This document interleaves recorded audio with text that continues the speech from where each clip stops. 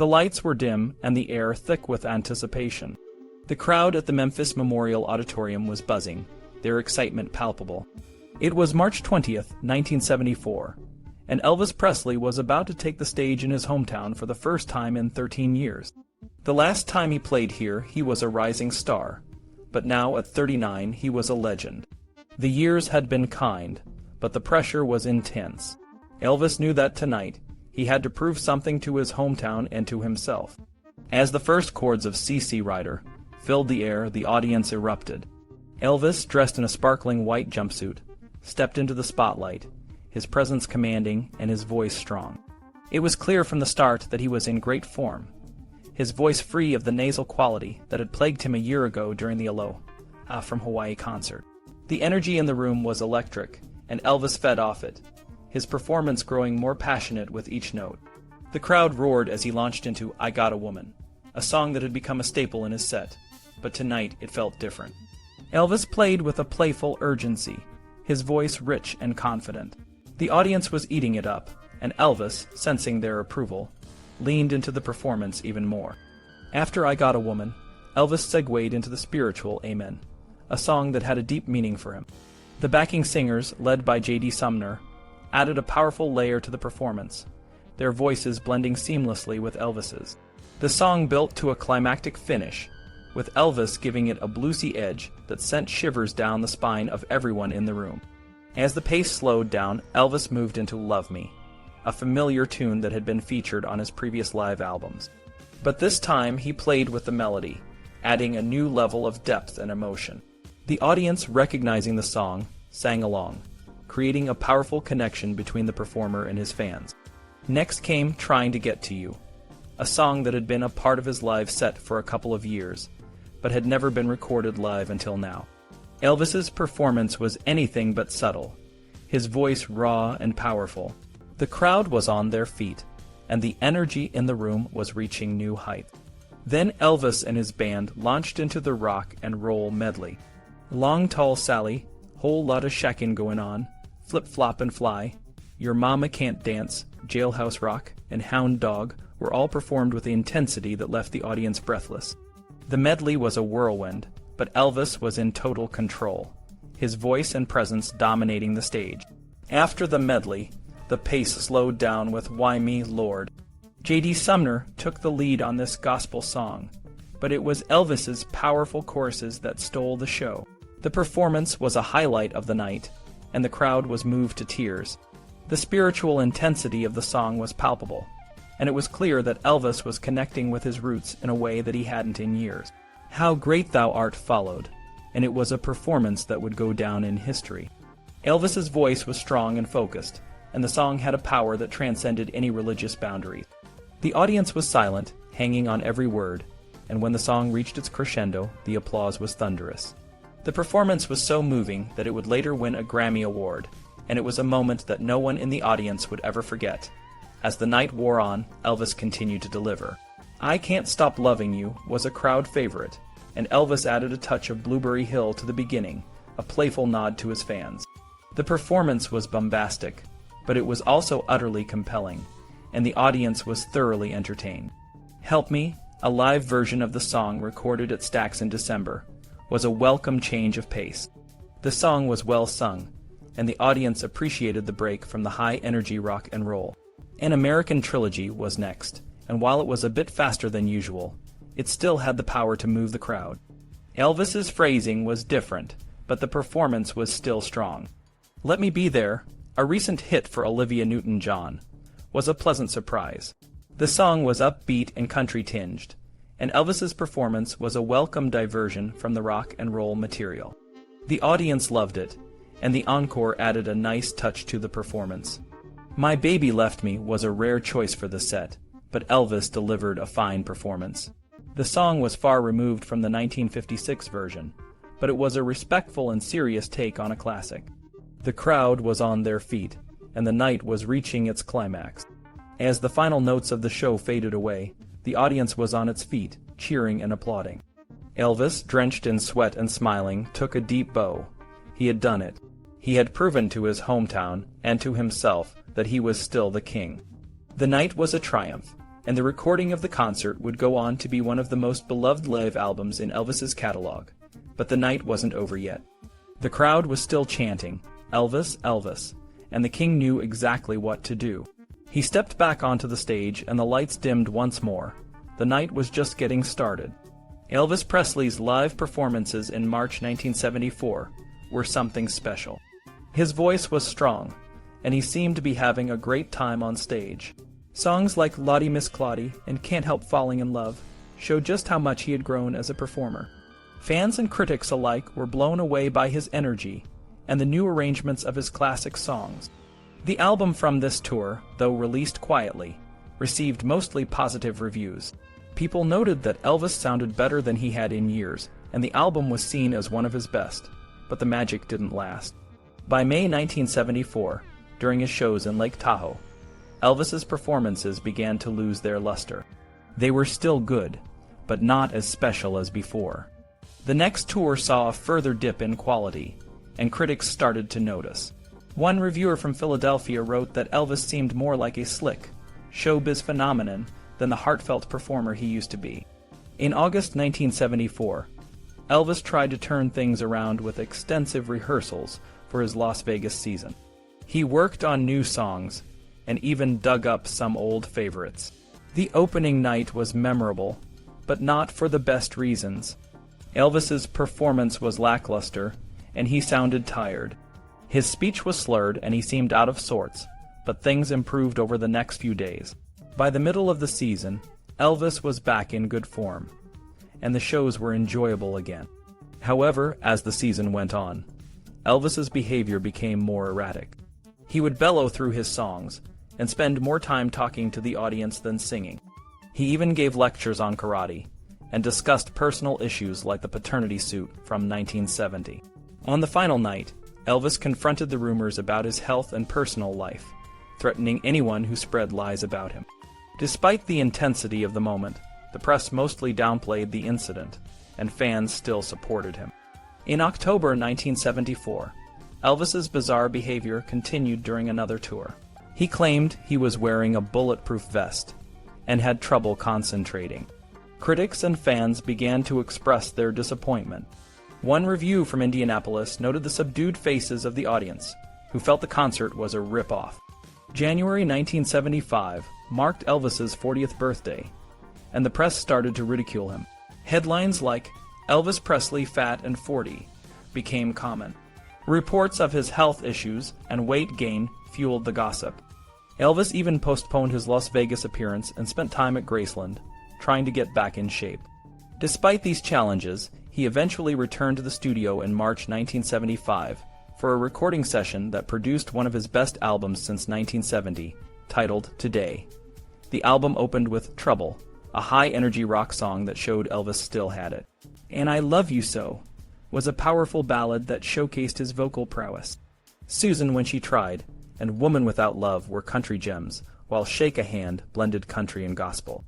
Pieces of My Life was a standout, with Elvis delivering a deeply emotional performance.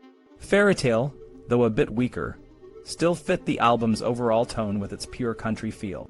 Despite the ups and downs, Elvis continued to perform and record, leaving a lasting legacy that would inspire generations to come. Elvis's return to Las Vegas in March 1975 was a bold move. Despite his recent health issues and poor performances, he didn't stick to his old hits. Instead, he included newer songs from his recent studio sessions, and even a playful cover of Little Darlin'. The setlist wasn't drastically different from his August 1974 shows, but Elvis seemed more comfortable and confident. He even joked about his weight, telling the audience, "You should have seen me last month. I looked like Mama Cass." The shows were generally well received, but not without criticism. Some reviewers, like Jeff Klein in the Lakeland Ledger, described Elvis as a 40-year-old, slightly overweight man who looked a little tired. A fan, Tony Dewar, wrote a letter defending Elvis, and the newspaper had to run a follow-up to calm angry fans. Despite the mixed reviews, Elvis's performances were often good-humored and enjoyable. During the summer of 1975, Elvis's health issues became more apparent. His on-stage behavior was erratic, and there were incidents where backup singers left the stage due to his remarks, However, not all shows were poor. At the Nassau Coliseum, John Rockwell noted that Elvis, though still overweight, was not lazy and gave a remarkable performance, even sitting down at the piano to play You'll Never Walk Alone. The August Las Vegas season was cut short due to illness, and Elvis was hospitalized again. When he returned to Vegas in December, his performances were surprisingly successful. Variety and Robert Hilburn gave positive reviews, noting that Elvis looked healthy and sounded cheerful. However, the speculation about his health continued to grow, with articles in the UK Daily Mirror and other publications highlighting his physical decline. Elvis's decline became more evident in his album releases. In May 1976, RCA released From Elvis Presley Boulevard, Memphis, Tennessee, an album recorded in a makeshift studio set up in the Jungle Room at Graceland. The recording sessions in February 1976 were a last-ditch effort to produce new material. The first song, Bitter They Are, Harder They Fall, showed Elvis in decent voice, but some vocal issues were covered up by thick overdubs. She Thinks I Still Care also had a solid performance, but Elvis's voice sounded older and more strained. One of the more unusual choices was The Last Farewell, a hit for Roger Whittaker. Despite the heavy overdubs, Elvis's performance was committed and fitting. However, Solitaire, a Neil Sedaka song, was a disaster. The arrangement was heavy-handed, and Elvis's voice was in poor condition. He overworked the chorus, making the song feel overwrought and tedious. These recordings in the Jungle Room marked a significant point in Elvis's career. They showed a man struggling with his voice and health, yet still trying to produce music. The final recordings were a mix of commitment and overwork, reflecting the challenges Elvis faced in his final years. The night after recording I'll Never Fall in Love Again, Elvis faced similar struggles. During the verses, his voice sounded muffled, as if he was singing with cotton stuffed in his cheeks. In the choruses, he couldn't muster the power he needed. The volume was there, but it came off as shouting, making him sound old and tired, even desperate. The final, gut-wrenching again at the end of the song was strained and pitiful, a far cry from his performances just a few years back. The same night, they recorded Moody Blue. This song mixed a disco rhythm with a country sound. Despite the layers of strings that hid some of Elvis's vocal issues, you could still hear him struggling with his breathing and occasionally losing control of his vibrato. But somehow, he managed to deliver a very good performance.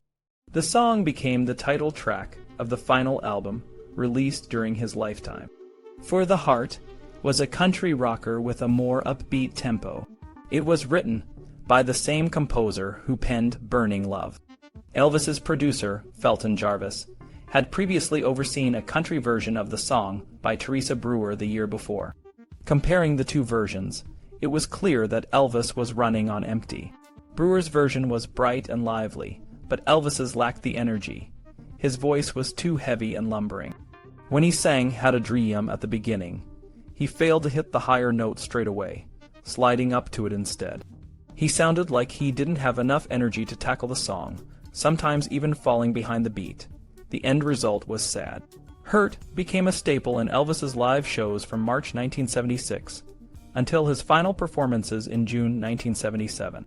Robert Matthew Walker noted that the song felt dated and the accompaniment was crude.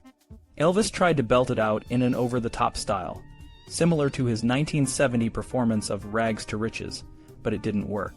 His voice lacked the energy and color needed, and he struggled to reach the climactic note at the end. While it was effective live, the recorded version just didn't measure up. Danny Boy was a stark contrast. Elvis stripped the song back to its essentials and gave it a gospel flavor. His vocal was quiet and sincere, and he managed to control his voice and vibrato better than he had in the previous nights. The arrangement was careful and intimate, and the result was one of Elvis's last stunning recordings. His recent problems added an appropriate air of melancholy, and it almost seemed as if his shortcomings worked in the song's favor. The next night, Elvis attempted two more ballads, Never Again and Love Coming Down. The control he had achieved in Danny Boy was gone. In Never Again, his vibrato was completely out of control. Love Coming Down was slightly better, but neither song was great material and Elvis's vocal didn't do them justice. On the final night of the session, Elvis recorded another country standard, Blue Eyes Crying in the Rain. Despite some odd production choices, this was one of the better recordings from the session. Elvis's voice was in better shape, and the upbeat arrangement helped him keep his vibrato in check. In May 1976, RCA released From Elvis Presley Boulevard, Memphis, Tennessee. The album couldn't hide the decline in Elvis's voice. Fans were shocked and disappointed, noticing the sharp drop in quality from the Today album. Even the touched-up cover failed to hide Elvis's expanding waistline and aging appearance. Critics weren't interested, and even the usually positive Variety admitted that the album was mainly for Elvis aficionados. RCA seemed to purposefully remind the public of Elvis's past greatness. They released Elvis, A Legendary Performer Volume 2, a compilation of his hits and greatest performances, including unreleased live performances from the Singer Presents Elvis TV special and the first release of Harbor Lights, recorded at Sun. Critics noted that the album didn't provide insights into Elvis's development, but it did highlight his early greatness. In 1976, Elvis continued his relentless touring schedule. The first tour was surprisingly respectable, with Hurt being the only new song added. At a show in Cincinnati, Elvis split his trousers and had to leave the stage to change. A columnist wrote a lengthy piece focusing on Elvis's weight, comparing him to Raymond Burr and calling him Moby Elvis and Whale-vis. Despite the split, Elvis was in good spirits, showing the damaged jumpsuit to the audience and joking about it. The tours continued for the next 6 months. The setlists didn't change much, and the band introductions and solos now lasted 10 to 15 minutes, reducing the time Elvis was actually on stage. Occasionally, shows like the one in Memphis on July 5th hinted at former greatness. Elvis told the audience he had as much time as they wanted, and he performed a spirited rendition of That's All Right, trying to show his critics that he could still do it. By the end of the show, he was completely spent. For the majority of the time, performances were just passable. Critics and reviewers were torn between overlooking his shortcomings and voicing their disappointment. One review described Elvis as unambitious and indifferent, noting that his show lacked enthusiasm and had minimal audience interaction. Another review in Rolling Stone described Elvis as weak, suggesting that people went to see him more out of reverence for the past than expectation for the future. The release of the Sun Sessions, LP at the time, added to the sense of nostalgia. Critics asked if Elvis, no longer young, must still symbolize youth. One concert review in Minnesota suggested that the show had a let's pretend element, with fans pretending that Elvis wasn't 42, and that they weren't middle-aged. Some critics were more concerned with the stark realities of Elvis's performance and physical condition. One reviewer wrote that Elvis merely went through the motions, and the audience's response was far less enthusiastic than expected. Some fans agreed, writing in to say they were extremely disappointed by the fat, puffy, overfed Elvis Presley. In October 1976, Elvis returned to the studio for another session at Graceland. He was in better voice than in February, but he wasn't focused. The first song recorded, It's Easy for You, had a strange production that didn't work well, but the alternate takes were better. Way Down was a cross between disco and rock, and became Elvis's last great recording. It was a hit after his death, and was his first gold single since 1972. The track would have been a great addition to his live shows, but it was never performed on stage. Elvis's final years were a roller coaster of ups and downs, both in the studio and on stage. In 1954, Johnny Ace's hit Pledging My Love found a new life when Elvis recorded it. The released version was just under 3 minutes, but the unedited master stretched to nearly 5. You can hear Elvis really enjoying himself, repeating the bridge and final verse over and over. It's clear he was caught up in the music, something that hadn't happened in a long time. Another song from this period, He'll Have to Go, was the last studio recording Elvis made. Like Pledging My Love, it was a longer, more drawn-out version of a 1950s classic. It's easy to imagine an entire album where Elvis revisited these older songs, especially since he was performing hits like Unchained Melody and Little Darlin' in concert. But the studio session only produced 4 completed masters, leaving RCA with just half an album. A new session was planned for Nashville in January 1977, but Elvis never showed up, marking the end of his recording career. Despite the studio setbacks, Elvis's live performances in late 1976 showed a slight improvement. The Chicago Stadium shows in October found Elvis looking slimmer and sounding more rejuvenated. His vocals were more controlled and careful compared to earlier in the year. By late December, another short tour found Elvis in good form, culminating in a memorable New Year's Eve show in Pittsburgh. However, in between these tours, Elvis's performances in Las Vegas and on the road were more routine, with signs of boredom and fatigue. Critics often talked about Elvis's age, even though he was only in his early 40s. One writer noted that if Elvis was 41, his voice didn't reflect it. Another wondered if you could be sexy at 42 with a weight problem.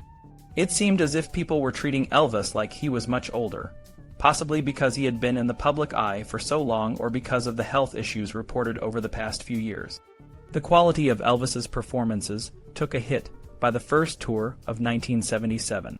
Even though he was trying, his voice sounded out of breath and tired, and his speech was often slurred. He included some rare songs like Reconsider Baby and Moody Blue, but his performances were marred by his physical condition. To complete the next album, producer Felton Jarvis had to record Elvis live during his spring 1977 tour.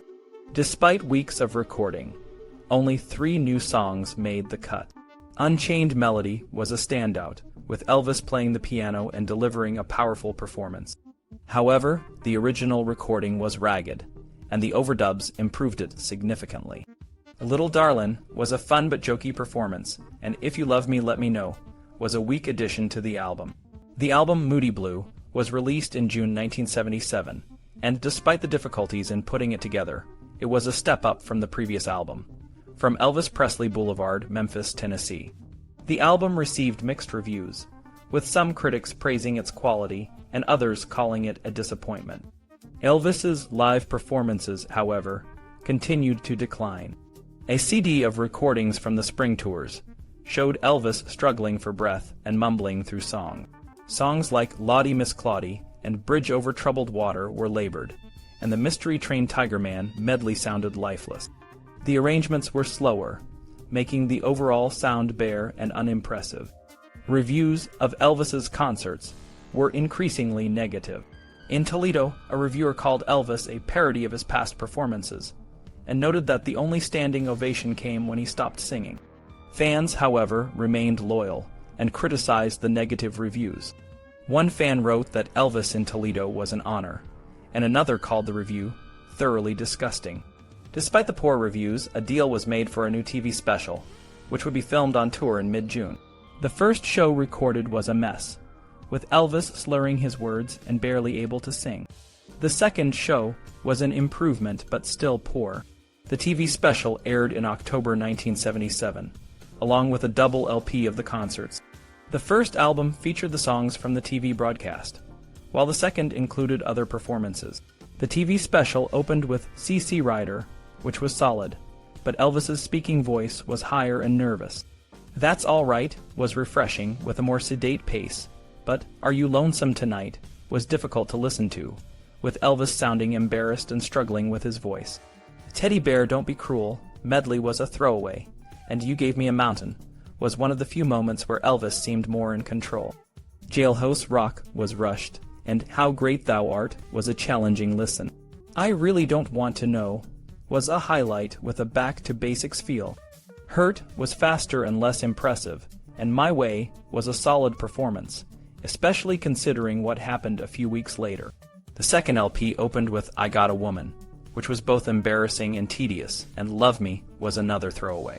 If You Love Me was a bizarre inclusion, especially since it had already appeared on the Moody Blue album in a better performance. Elvis's final tours and recordings were a mix of moments of brilliance and signs of decline. Despite the challenges, his fans remained loyal, and his legacy continued to grow, even as his health and performance quality faltered. Elvis's last performance on June 26, 1977, was a shadow of his earlier Electrifying shows. Just 2 months later, on August 16th, he was gone, leaving the world in shock. His final album, Moody Blue, released just before his death, was a mix of new and old recordings. It showed Elvis struggling, but still trying to hold on to his magic. The album was a bittersweet reminder of his greatness, even as he was clearly in decline. The TV special, Elvis in Concert, which aired in October 1977, was a tough watch. Elvis looked and sounded different, overweight, out of breath, and often disoriented.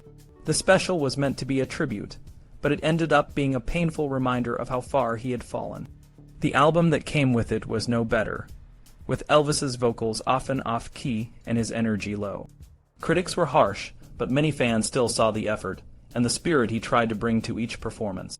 In the years that followed, RCA, Elvis's record label, faced a big question: what to do with all the unreleased material they had. They started by releasing a mix of live recordings, alternate takes, and forgotten songs. The first posthumous album, Elvis in Concert, was arguably the most damaging, but it was followed by more flattering releases. These albums often included live performances, different versions of familiar songs, and sometimes even new songs that had never been released before. RCA looked to the A Legendary Performer series for inspiration. These albums, released while Elvis was still alive, featured a mix of well-known songs and unreleased material.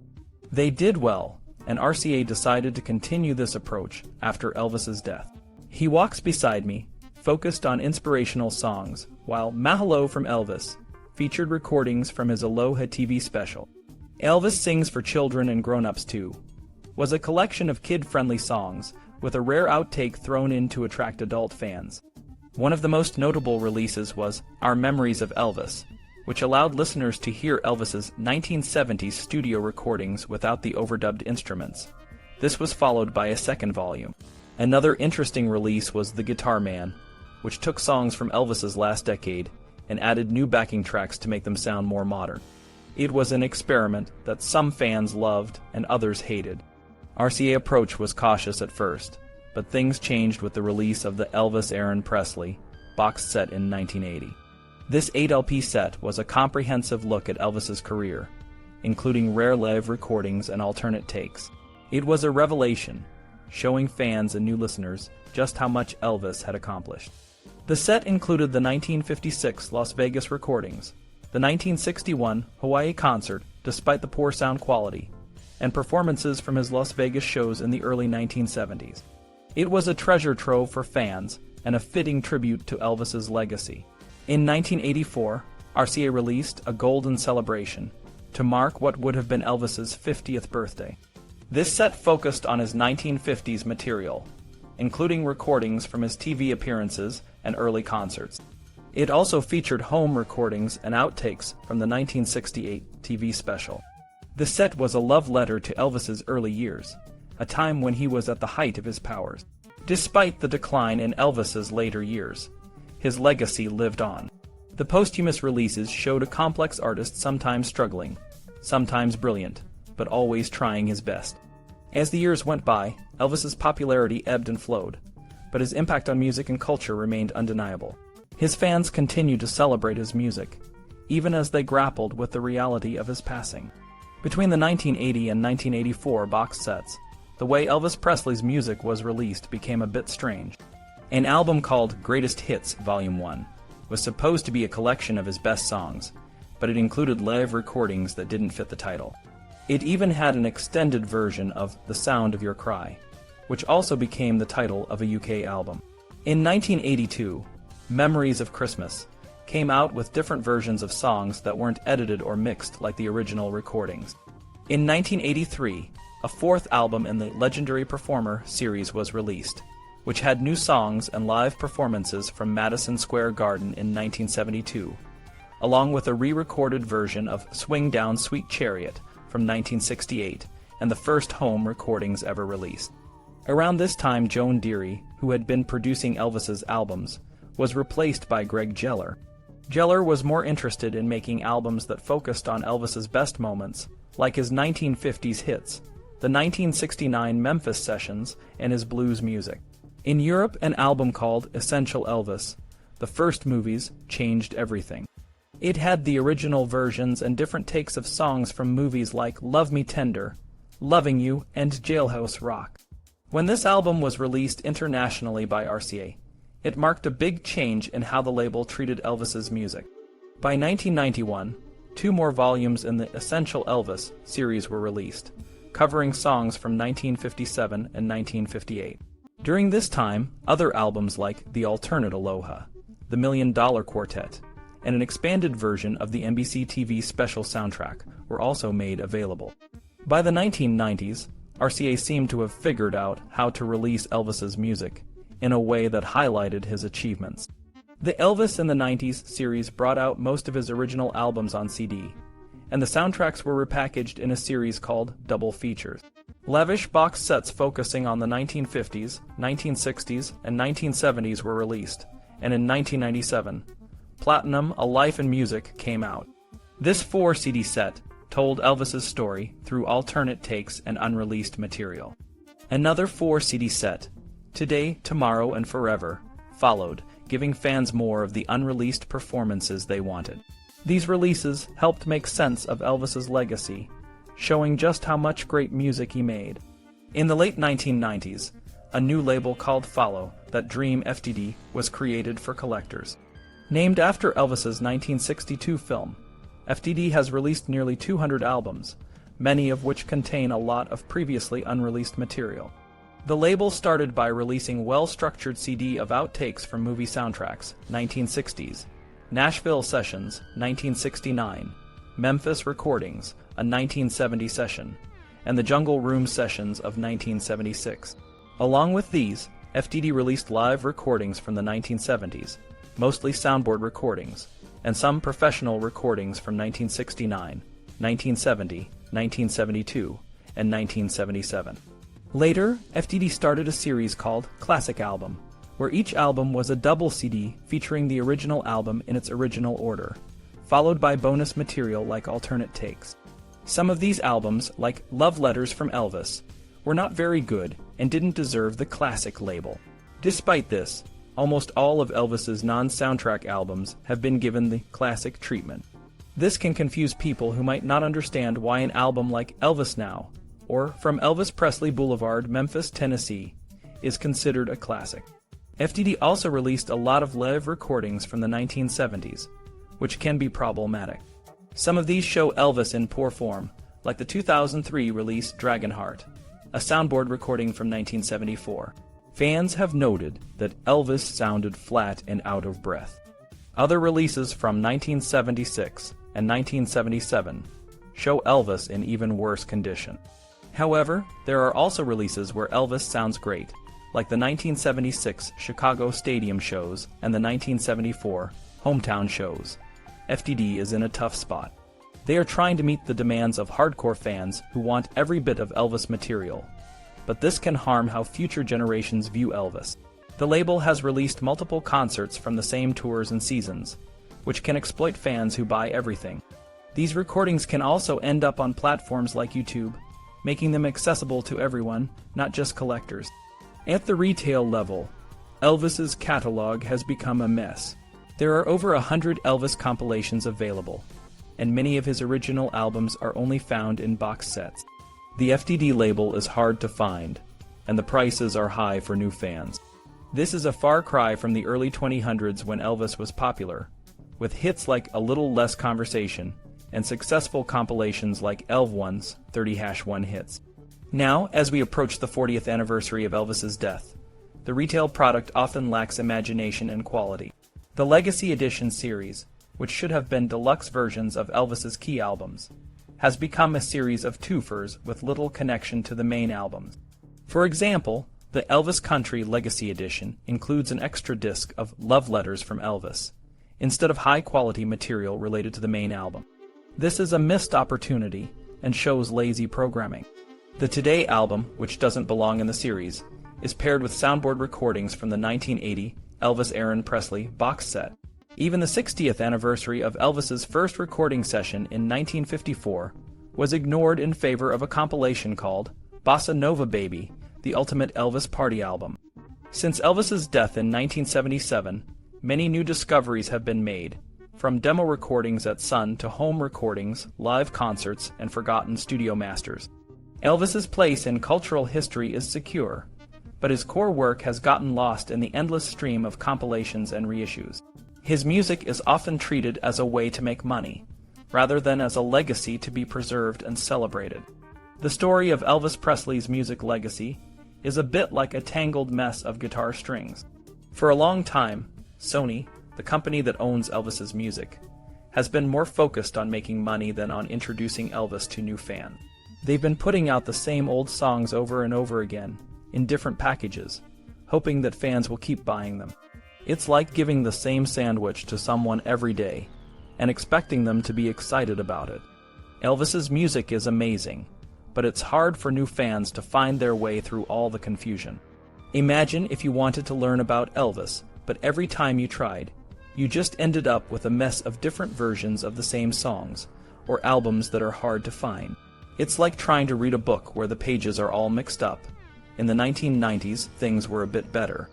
Sony released big boxes of Elvis's music from the 1950s, 1960s, and 1970s. These boxes were like a treasure chest, filled with the best of Elvis's music, organized in a way that made sense. It was a great way for people to discover how amazing Elvis really was, but nowadays, it's not so easy.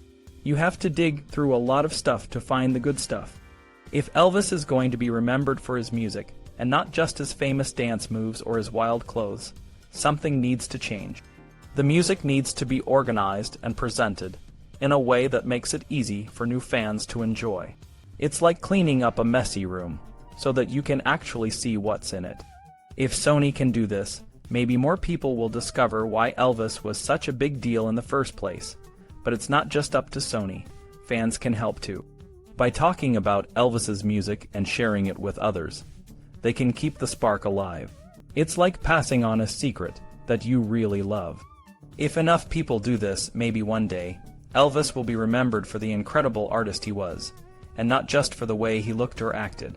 So if you're new to Elvis, or if you're a fan who wants to help, start with the good stuff.